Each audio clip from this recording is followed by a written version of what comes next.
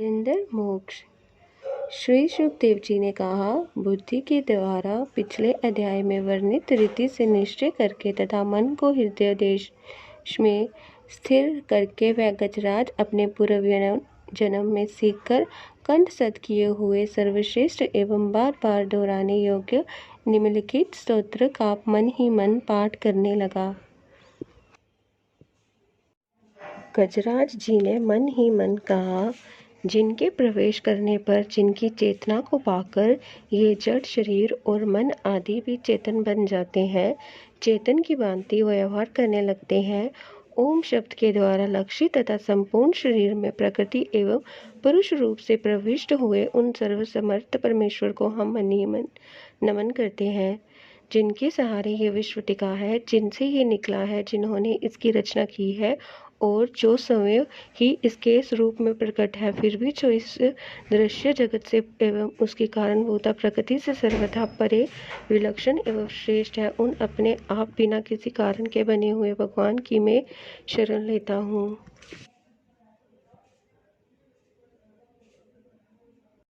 अपनी संकल्प शक्ति के द्वारा अपने ही स्वरूप में रचे हुए और इसलिए सृष्टि काल में प्रकट और प्रलय काल में उसी प्रकार अप्रकट रहने वाले इस शास्त्र प्रसिद्ध कार्य कारण रूप जगत को जो अकुंठित दृष्टि होने के कारण साक्षी रूप से देखते रहते हैं, उनसे लिप्त नहीं होते, वह चक्षु आदि प्रकाश को भी परम प्रकाशक प्रभु मेरी रक्षा करे। समय के प्रभाव से संपूर्ण लोकों के एवं ब्रह्मादि लोकपालों के पंचभूतों में प्रवेश कर जाने पर पंचभूतों से लेकर महत्व पर्यंत संपूर्ण कारणों के उनकी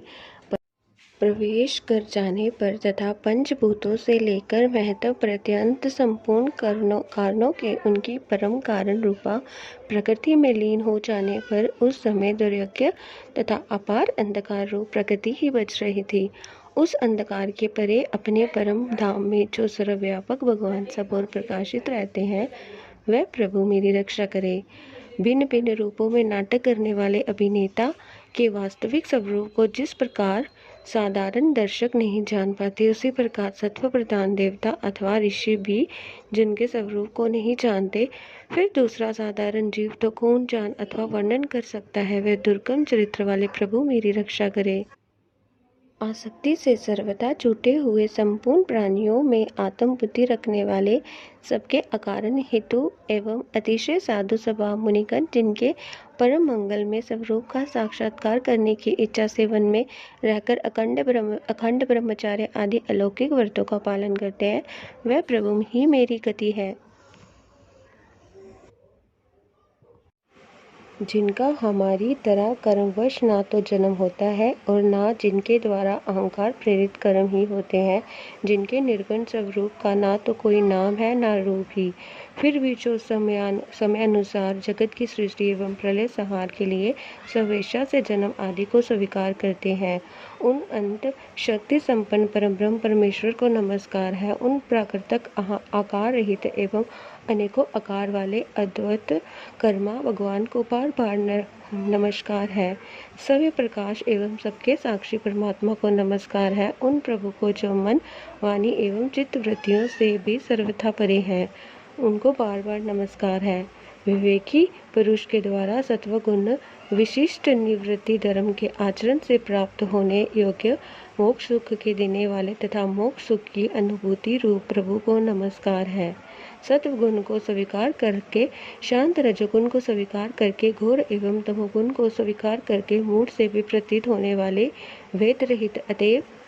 सदा संभाव से स्थित ज्ञान यज्ञ ज्ञान गण प्रभु को नमस्कार है।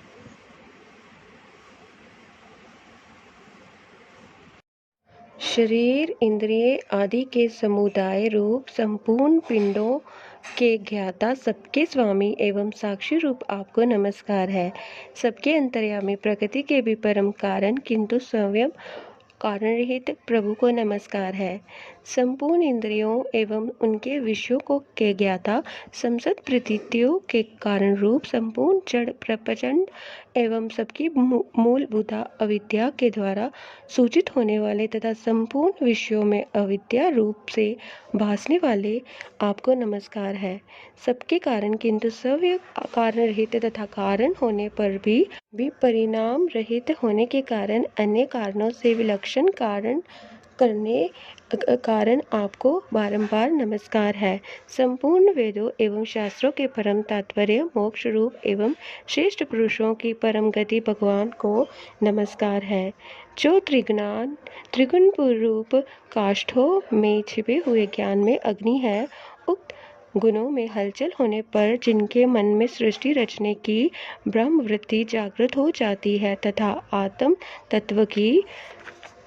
भावना के द्वारा विधि निषेध रूप शास्त्र से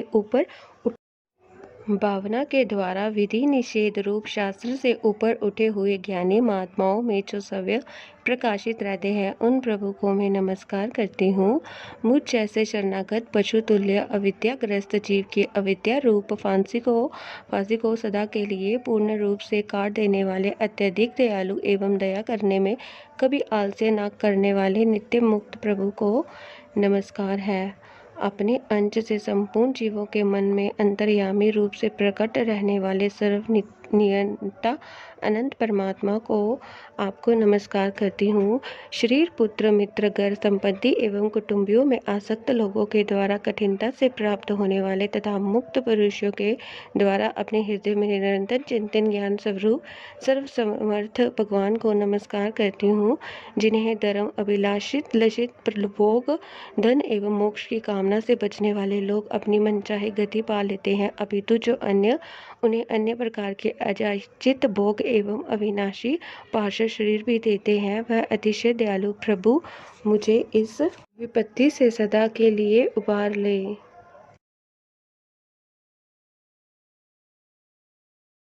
जिनके अनन्य भक्त जो वस्तुतः एकमात्र उन भगवान के ही शरण है, धर्म अर्थ आदि किसी भी पदार्थ को नहीं चाहते, अपितु उन्हीं के परम मंगलमय एवं अत्यंत विलक्षण चरित्रों का गान करते हुए आनंद के समुद्र में गोते लगाते रहते हैं, उन अविनाशी सर्वव्यापक सर्वश्रेष्ठ ब्रह्मादि के भी नियामक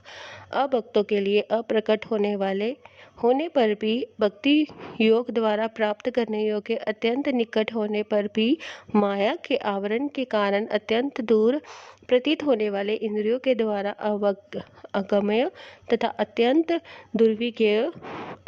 अंतरहित किंतु सबके आदि कारण एवं सब ओर से परिपूर्ण उन भगवान की कृपा में स्तुति करता हूँ।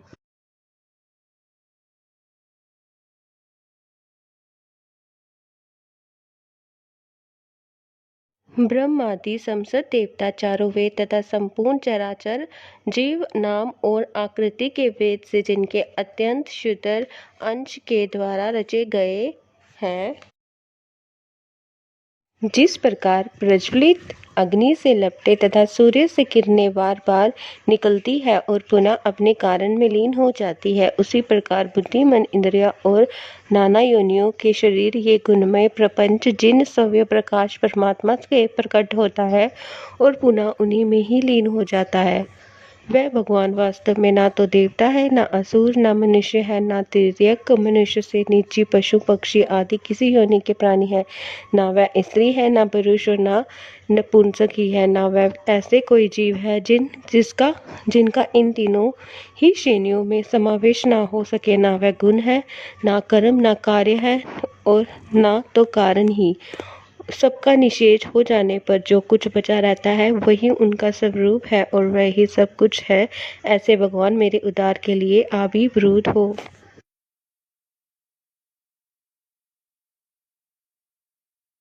मैं इस ग्राहक के चंगुल से छूटकर जीवित रहना नहीं चाहता, क्योंकि भीतर और बाहर सब ओर से अज्ञान के द्वारा ढके हुए इस हाथी के शरीर से मुझे क्या लेना है। मैं तो आत्मा के प्रकाश को ढक देने वाले उस अज्ञान की निवृत्ति चाहता हूँ, जिसका काल कर्म से अपने आप नाश नहीं होता, अपितु भगवान की दया से अथवा अज्ञान के उदय से होता है। इस प्रकार मोक्ष का अभिलाषी में विश्व के रचयिता सव्य विश्व के रूप में प्रकट तथा विश्व से सर्वथा परे विश्व को खिलौना बनाकर खेलने वाला विश्व में आत्मा रूप से व्यापक अजन्मा सर्वव्यापक एवं प्राप्त एवं वस्तुओं में सर्वश्रेष्ठ श्री भगवान को केवल प्रणाम ही करता हूँ। उनकी शरण में हूँ जिन्होंने भगवत भक्ति रूप योग के द्वारा कर्मों को जला डाला है। वह योगी लोग उसी योग के द्वारा शुद्ध किए हुए अपने हृदय में जिन्हें प्रकट हुआ देखते हैं, उन योगेश्वर भगवान को मैं नमस्कार करता हूँ।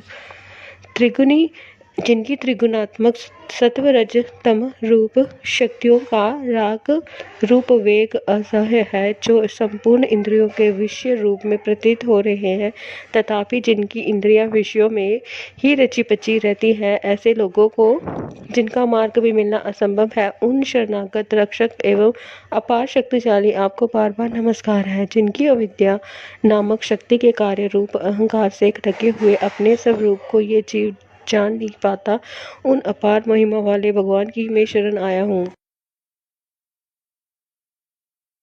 जिसने पूर्वोक्त प्रकार से भगवान के विपरीत निराकार स्वरूप का वर्णन किया था, उस गजराज के समीप जब ब्रह्मा आदि कोई भी देवता नहीं आए तो भिन्न भिन्न प्रकार के विशिष्ट विग्रहों को ही अपना स्वरूप मानते हैं, तब साक्षात श्री हरि जी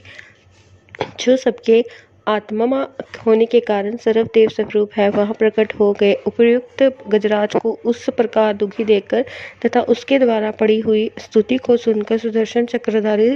जगदाधार भगवान इच्छानुरूप वेग वाले गरुड़ की पीठ पर सवार हो सतवन करते हुए देवताओं के साथ तत्काल उस स्थान पर पहुंच गए जहाँ वह हाथी था। सरोवर के भीतर महाबली ग्राहक के द्वारा पकड़े जाकर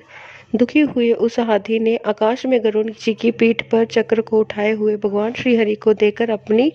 सूंड को जिसमें उसने पूजा के लिए कमल का एक फूल ले रखा था ऊपर उठाया और बड़ी ही कठिनता से पूर्व सर्व पूज्य भगवान श्री नारायण आपको प्रणाम है, ये वाक्य कहा। उसे पीड़ित देखकर अजन्मा श्रीहरि एकाएक गरुड़ को छोड़कर नीचे झील पर उतर आए। वह दया से प्रेरित हो ग्राह सहित उस गजराज को तत्काल झील से बाहर निकाल लाए और देवताओं के देखते देखते चक्र से उस ग्राहक का मुंह चीरकर उसके चंगुल से हाथी को मार लिया।